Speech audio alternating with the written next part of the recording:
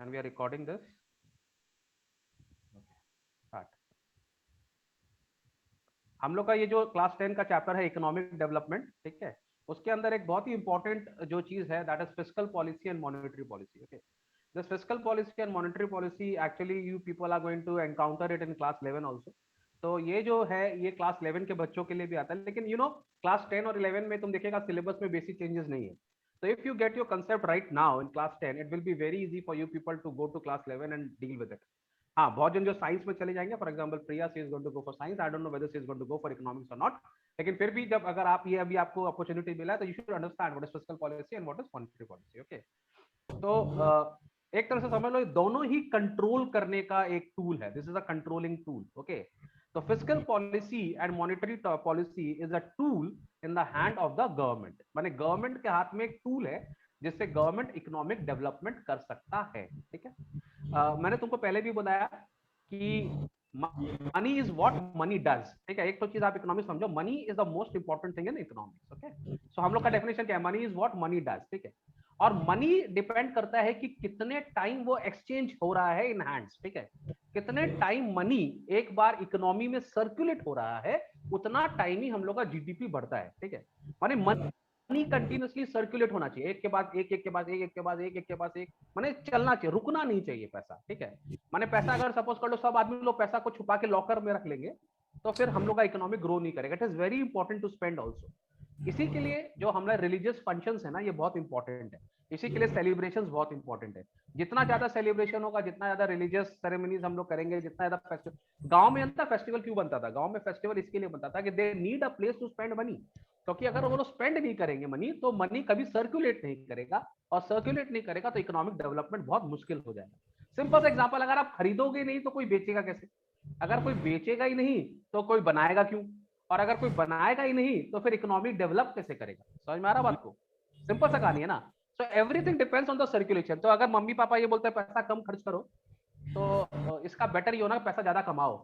खर्च करना कम करना is not a solution. Solution is पैसा कमाओ. ठीक है, खर्च करना इज नॉट अ, कमाना ज्यादा बड़ा वो पॉजिटिव चीज है. Please switch on your videos everybody. ठीक है, I don't want to teach windows, I want to teach students. Sharma ji, आप कहाँ रहते हैं? आपका ऑटोग्राफ मिलेगा? Good afternoon, sir. है ना, afternoon is very good, but how are you? आप तो इतने दुर्लभ हो गए हैं कि दिखते ही नहीं आजकल. आपकी सेक्रेटरी का नंबर दे दीजिए, उनसे कांटेक्ट कर लेंगे. हाँ, पर्सनल असिस्टेंट का नंबर दे दीजिए शर्मा जी. इतना तो रोहित शर्मा भी बिजी नहीं है. देखो उसका फिर से लॉग आउट हो गया. अब ये बोलेगा सर मेरा वाईफाई काम है. खैर, एनीवेज लेट्स मूव फॉरवर्ड. तो जरा सा प्रिया रीड करो हम लोग के लिए in economics and political science. यहाँ से रीड करो. In economics and political science, fiscal policy is the use of government revenue collection, taxes or tax cuts and expenditure to influence a country's economy. ठीक है, एक बार फिर से मैं आपको स्टॉप कर रहा हूँ. मैं एक बार आपको फिर से एक एक चीज समझा रहा हूँ.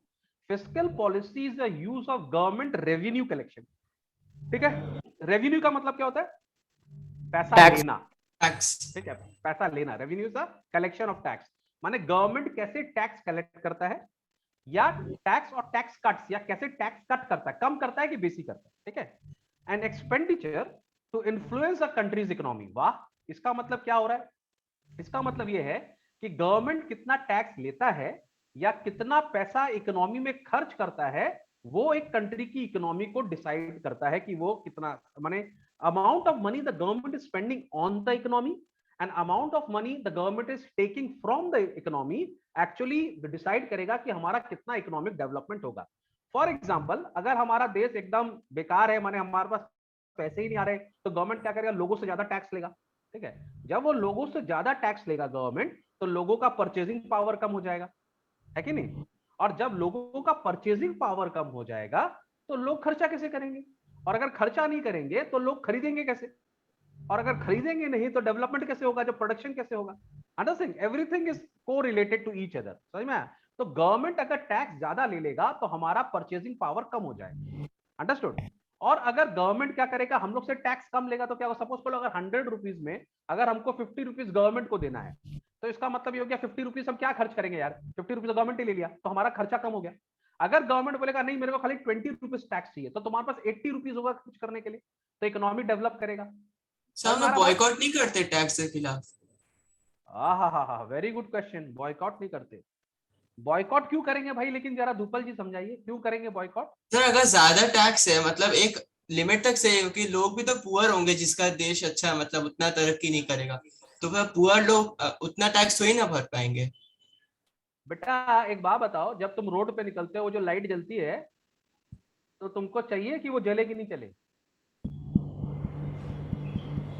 सर उसके जगह से सबका पर्सनल टॉर्च कर दीजिए, हो गया, सब लोग अपना पैसे से करें। अच्छा, तुम्हारे घर में चोर आके चोरी करके चला जाए, चलेगा तुमको? पुलिस वो स्टेशन बाद में अपना खोलेंगे सेफ्टी यार। अपने हाथ। अपना सेफ्टी अपने हाथ में, वाह।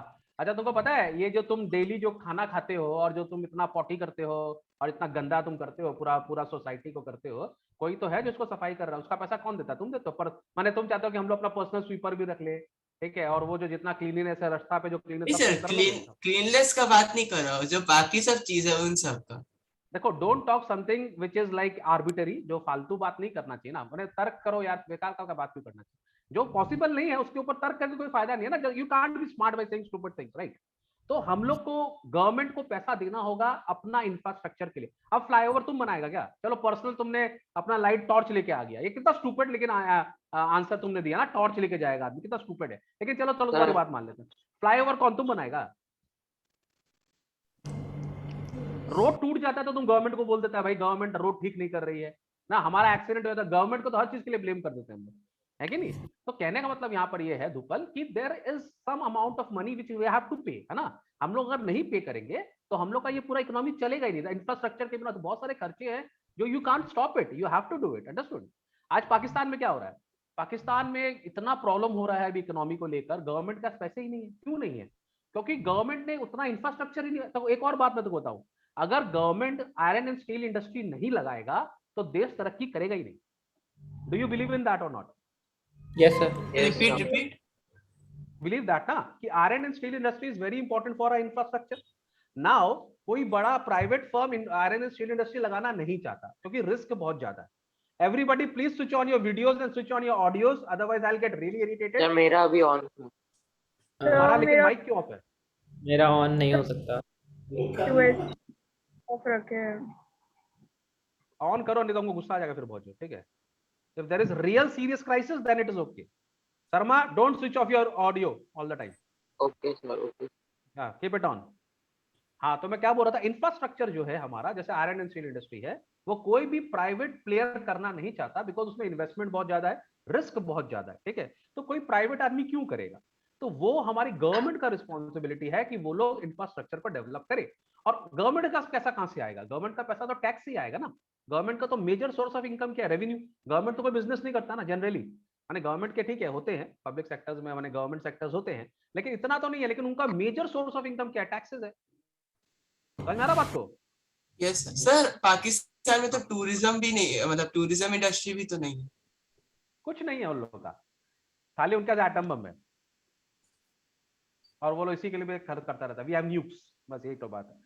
खैर लेकिन I don't want to criticise anybody. मेरा यहाँ पे पाकिस्तान में क्या है या इंडिया में क्या है, we are not interested in that. हम लोग तो बात कर रहे हैं इकोनॉमिक्स के हिसाब से, ठीक है?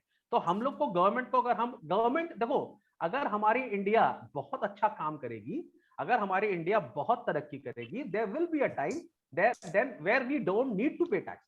There can be a time, इतना इंडिया में इनकम हो जाए, इंडिया का जीडीपी इतना बढ़ जाए और हम लोग वर्ल्ड में इतना अच्छा एक्सपोर्ट हो जाए हमारा, तो बहुत सारे सेगमेंट हैं जहां हम लोग फ्री कर सकते हैं। अभी भी तुम देखो एजुकेशन जो है हमारे बच्चों का, अभी बोला हुआ गवर्नमेंट स्कूल में 14 ईयर्स तक बच्चों को फ्री एजुकेशन मिलता है। तो वो फ्री एजुकेशन जो है बच्चों के लिए फ्री है, बट गवर्नमेंट हैज टू पे ना। वो जो जगह है उसका पैसा तो गवर्नमेंट देती है, वहां जो इलेक्ट्रिसिटी आता है उसका पैसा तो गवर्नमेंट देती है, वहां के जो टीचर्स है उसका पैसा तो गवर्नमेंट देती है कि नहीं देती है? Anurup your mic is disturbing. Sorry. जान मुझ के कर रहा है ना कि सर मेरे को माइक बंद करने बोल दीजिए। हम करके नया नया आवाज निकालते। Okay Dhupal, understood? Yes. So fiscal policy is the use of government revenue collection and expenditure to influence a country's economy. The use of government revenues and expenditure to influence macroeconomic variables developed as a result of a Great Depression. ठीक है? Actually क्या था ना, पहले एक time था जब हम लोग सरकार को अपने इकोनॉमिक डेवलपमेंट के लिए कभी भी रिस्पॉन्सिबल नहीं मानते थे, ठीक है। वो लेजे फेरे अप्रोच था हम लोग का इकोनॉमिक मैनेजमेंट को, जो बाद में ये लेजे फेरे अप्रोच जो है ये खत्म हो गया। लेजे फेरे में क्या था, we don't regard government to be a supporter of development, माने गवर्नमेंट का कोई मेजर रोल नहीं होता था उसमें।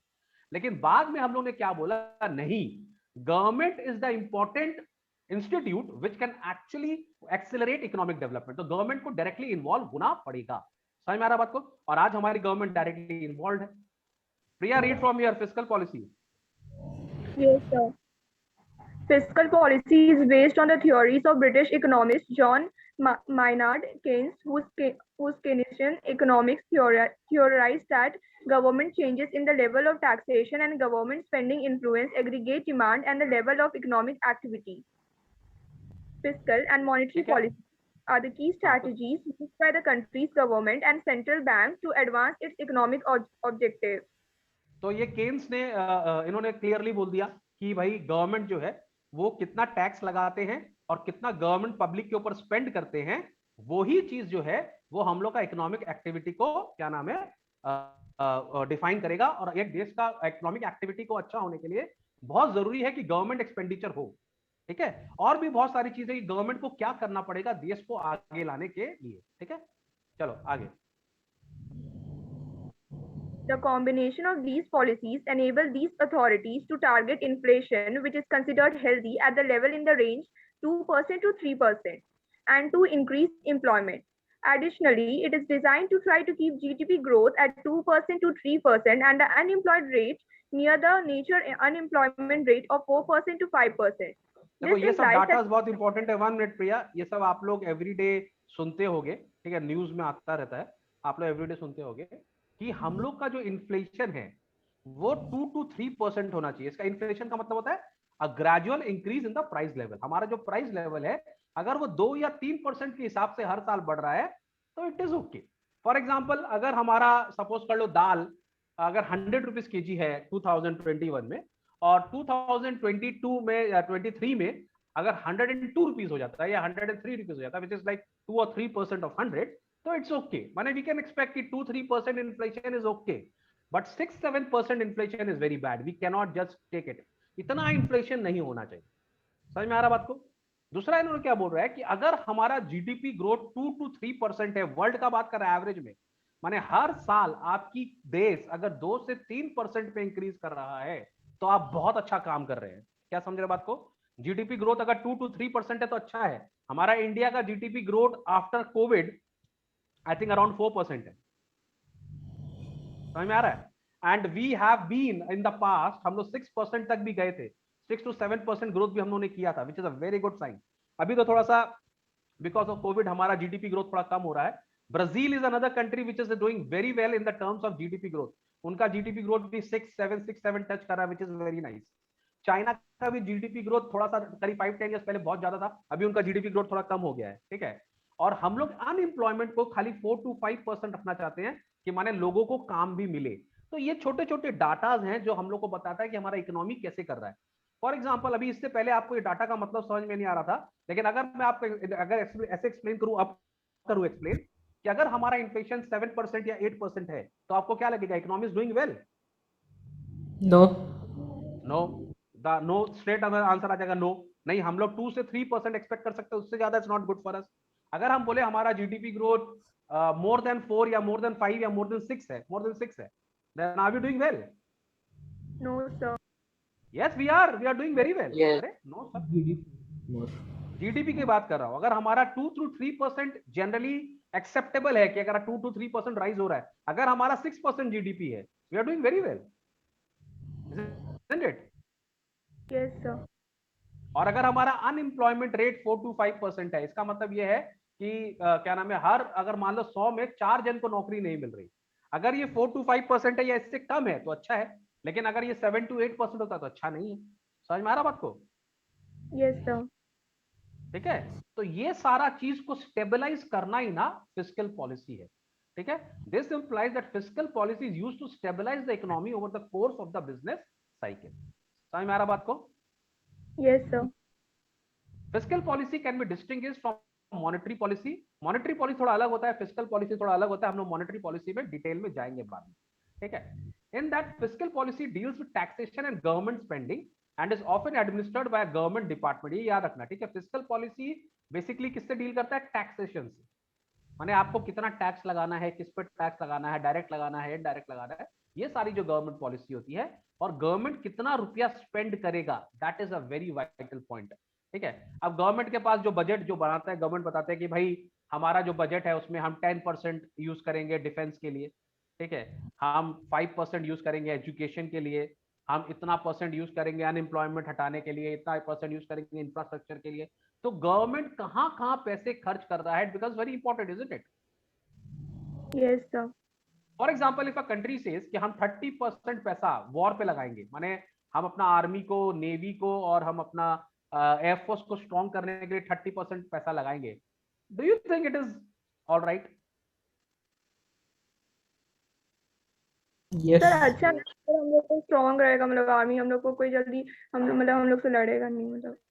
लेकिन तुम एक बात देखो, ये बात तो तुम्हारा बिल्कुल ठीक है, इंडिया का जो सिचुएशन है, हम लोग को थोड़ा स्ट्रेंथ होना बहुत जरूरी है, हम लोग को स्ट्रांग होना जरूरी है, बिकॉज हम लोग तो अभी घिर गए तब तक से, so we need to really spend on army. लेकिन एक बात सोचो, 30% ऑफ आवर इनकम हम आर्मी पे लगा रहे हैं, जिससे हमको एक्चुअली कोई रिटर्न नहीं मिलेगा, इकोनॉमिकल रिटर्न नहीं है मिलेगा हमको, है कि नहीं? माने हमने सपोज कर लो, हमने ये खरीद लिया, रफाल खरीद लिया, ठीक है, उसमें इतना रुपया लगा दिया हमने, अब चलो ठीक है, हम लोग डिटर में वो डिटरेंट है वॉर के लिए, तो लेकिन अगर वो जो रफाल है वो 10 साल खड़ा रहा और यूज नहीं हुआ, तो एक तरह से सोचो तो वो कितना रुपया जो है वो हम लोग का ब्लॉक हो गया ना एक्चुअली। वो हम लोग किससे, हम लोग को इंफ्रास्ट्रक्चर डेवलप नहीं कर रहे, हम लोग कोई बच्चों के एजुकेशन पे खर्च नहीं कर रहे, हम लोग अपना हॉस्पिटैलिटी नहीं बढ़ा रहे, हम लोग अपना क्या नाम है मेडिकल कुछ इंप्रूवमेंट नहीं कर रहे। तो ये एक बहुत क्रिटिकल हो जाता है कि गवर्नमेंट किस पे कितना रुपया खर्च कर रहा है और कितने साल। चलो 2 साल 3 साल हमने 30% खर्च कर दिया, फिर बाद में हमको रोकना चाहिए ना। अच्छा इमेजिन करो अगर हमको एक भी रुपया खर्च नहीं करना पड़े वॉर पे, तो कितना अच्छा हो, है कि नहीं? हाँ। हाँ. तो ये बहुत इंपॉर्टेंट हो जाता है कि गवर्नमेंट रुपया कहाँ खर्च करता है, वेरी इंपॉर्टेंट क्वेश्चन, ठीक है। और ये एज आप लोग इकोनॉमिक स्टूडेंट ये समझना बहुत जरूरी है कि गवर्नमेंट कहाँ पैसा लगा रहा है, becomes very vital, understood? Yes, sir. Now what are the objectives of fiscal policy? Fiscal policy क्यों बनाती है गवर्नमेंट, ठीक है? तो the following are the objectives of the fiscal policy. Number 1, higher economic growth. क्या? अगर हमारा फिस्कल पॉलिसी सही है ना तो हमारी कंट्री जल्दी डेवलप कर जाएगी, ठीक है। प्राइस स्टेबिलिटी, प्राइस स्टेबिलिटी का क्या मतलब क्या हो गया? प्राइस स्टेबिलिटी का मतलब यह कि अगर सपोज कर लो हमारा, सपोज कर लो एक आइटम है जिसपे टैक्सेशन 15% था, ठीक है, अब वो आइटम इंटरनेशनल मार्केट में महंगा हो गया, तो गवर्नमेंट क्या कर सकती है, उस पर टैक्स कम कर सकती है और प्राइस को स्टेबल कर सकती है कि नहीं? Yes, अगर sir. समझ में नहीं आ रहा तो फिर से बोलता हूं। हाँ एक बार. हाँ मुझे पता था। फॉर एग्जाम्पल सपोज कर लो कोई आइटम है जो 100 रुपीज के जी है, ठीक है, 100 रुपीज के जी है, और गवर्नमेंट ने उस पर 20% टैक्स लगाया हो, तो उसका दाम 120 है, और हम लोग को वो 120 में मिलता है, गवर्नमेंट ने उस पर 20% टैक्स लगाया हो उस आइटम, ठीक है। सपोज कर लो फ्यूचर में उसका दाम 110 रुपीज हो गया वर्ल्ड इकोनॉमी में, माने हम लोग इंपोर्ट करते थे, एग्जांपल दे रहा हूं मैं तुमको, तो अगर उसका दाम वर्ल्ड इकोनॉमी में माने हम लोग का अगर इंपोर्ट हमारा महंगा हो गया, 110 हो गया, और बहुत ही नेसेसरी गुड है, और गवर्नमेंट देख रहा है कि लोगों के ऊपर अगर अगर अगर मैं इस पर 20% अभी लगा दूंगा तो कितना हो जाएगा, ये 22% हो जाएगा ना, ये तो ये करीब 122 रुपीज हो जाएगा ना इसका दाम, तो दाम बढ़ जाएगा और पब्लिक को अच्छा नहीं लगेगा, तो गवर्नमेंट क्या कर सकता है, गवर्नमेंट इस पर टैक्स कम कर सकता है ना।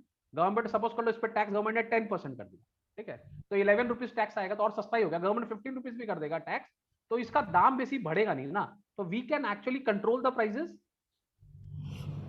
Yes, sir. माने अगर हम टैक्स को बढ़ाएंगे या घटाएंगे तो उससे हम प्राइस को स्टेबल कर सकते हैं, Yes, sir.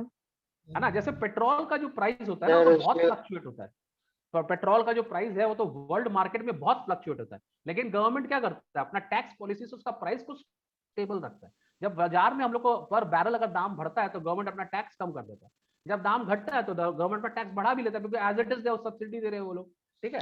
तो अगर सस्ता भी होता है ना तो वो लोग क्या कर सकते हैं, उस टाइम उसमें सब्सिडी कम करके उसका प्राइस बढ़ा के स्टेबल कर सकते हैं, तो टैक्सेशन से हम प्राइस को कंट्रोल कर सकते हैं। समझ में आ रहा बात को? Yes, sir. हाँ Aditya, you wanted to say something? नहीं सर, समझ गया। एक और बहुत इंपॉर्टेंट चीज होता है फिस्कल पॉलिसी का, रिडक्शन इन इनइक्वालिटी। इनइक्वालिटी का मतलब जो है, जो अमीर है ना वो तो बहुत अमीर है, और जो गरीब है वो बहुत गरीब है। तो हम ऐसा क्या करें कि हम इसको इनइक्वालिटी को कम करें। इनइक्वालिटी को कम करने का मतलब यह है कि अमीरों से पैसा लो और गरीबों को दो, बेसिकली, है ना। सर अमीर लोग को ज्यादा टैक्स देना पड़े और फिर गरीब लोग से उतना नहीं दिया जाए तो फिर इनइक्वालिटी हटाया जा सकता। तो लग्जूरियस गुड्स के ऊपर ज्यादा टैक्स लगा देना, लग्जूरियस गुड्स तो पुअर नहीं कर सकते। करेक्ट बोला एकदम से। हम लोग का जो इलेक्ट्रिसिटी का बिल भी है जो अपन घर में देखते हैं, प्रोग्रेसिव टैक्सेशन बोलते हैं उसको, ठीक है। उसका एक वर्ड है प्रोग्रेसिव टैक्सेशन। तुम लोग ने कभी अपना घर का इलेक्ट्रिसिटी बिल पढ़ा है? तुम लोग को पता है कैसे कैलकुलेट करता है हमारा बिल वो लोग? Have you ever tried? बहुत इंटरेस्टिंग है। तुम लोग आज सब लोग आज अपना घर का इलेक्ट्रिसिटी बिल देखना, ठीक है, एंड टर्न टू तब मैंने उसके पीछे वाला पेज पे जाना, turn to the back page, okay. वहां पर एक ऐसा ऐसा यूनिट का चार्ट बना हुआ है। और उस चार्ट में क्या लिखा हुआ है, मैं तुमको एक एग्जांपल दे रहा हूँ जिससे तुम लोगों को समझने में आसानी हो जाए। उसमें तो कम होता है, this are like mike rates, example rates, okay. तो उसमें लिखा रहता है, जैसे लिखा हुआ है 50 यूनिट्स, अप टू 50 यूनिट्स, ठीक है। अप टू 50 यूनिट्स आपका सपोज कर लो चार्ज है 1 रुपीज पर यूनिट, ठीक है। फिर लिखा हुआ है 50 to 100, ठीक है, तो आपका चार्ज है 2 रुपीज पर यूनिट। फिर लिखा हुआ 100 to 200, 3 रुपीज, ठीक है। फिर सपोज करो 300 to 500, 4 रुपीज, ठीक है। फिर लिखा है 500 and above, 500 above 5 rupees. Understood? तो उन लोग ने इस तरह का रेट दिया हुआ है। इसका क्या मतलब होता है? इसका मतलब ये होता है कि अगर आपके घर का बिल 50 यूनिट से कम आ रहा है, सपोज कर लो आपका घर का बिल 40 यूनिट्स आया, ठीक है, तो what is the electricity bill now? 40 into 1, that is 40 rupees आपका इलेक्ट्रिकल बिल होगा। नाउ इसका ये 1 रुपया क्यों चार्ज कर रहे हैं? क्योंकि 40 यूनिट्स तो जानता है, अगर आप घर में 2 लाइट और 2 फैन चलाते हो ना, तब भी 40 यूनिट्स आएगा आपका महीना का। तो जनरली 40 यूनिट्स, जो अंडर 50 यूनिट्स बिल उनका ही आएगा, जो रियल में उनके घर में उतने अप्लायंसेस नहीं है, ठीक है, उतना इलेक्ट्रिकल कनेक्शंस नहीं है, माने दे आर लिटिल थोड़े से कम है इकोनॉमिकली, तो उनका बिल कम आएगा, ठीक है। नाउ सपोज कर लो किसी का 125 यूनिट्स कंज्यूम होता है, ठीक है, उसने थोड़ा सा टीवी भी चला के रखा हुआ, तो 125 यूनिट्स कंज्यूम होता है, तो उसका इलेक्ट्रिक बिल कैसे कैलकुलेट होगा पता है? यहाँ पे बोल रहा है फर्स्ट 50 यूनिट में 1 रुपया, तो पहला 50 यूनिट्स में वो कितना रुपया देगा? 1 रुपया करके देगा, 50 रुपीज, ठीक है। अब उसके पास कितना यूनिट बच गया? ठीक है, बिटवीन 50 to 100 अगर उसका आ रहा है, यहाँ पर मैंने 50 एंड अबव कैलकुलेशन होता है। अभी उसका बच गया 75 यूनिट में, 75 बच गया ना, 50 का माइनस करने का 75 बच गया इसका। तो 75 यूनिट्स जो है वो 2 रुपया करके देगा। नेक्स्ट 75 जो होता है वो 2 रुपया करके देगा, तो 150 रुपीज उसका लगेगा 75 पर, ठीक है। माने 50 यूनिट से ऊपर जो जाएगा उस पर वो 2 रुपया देगा, ठीक है।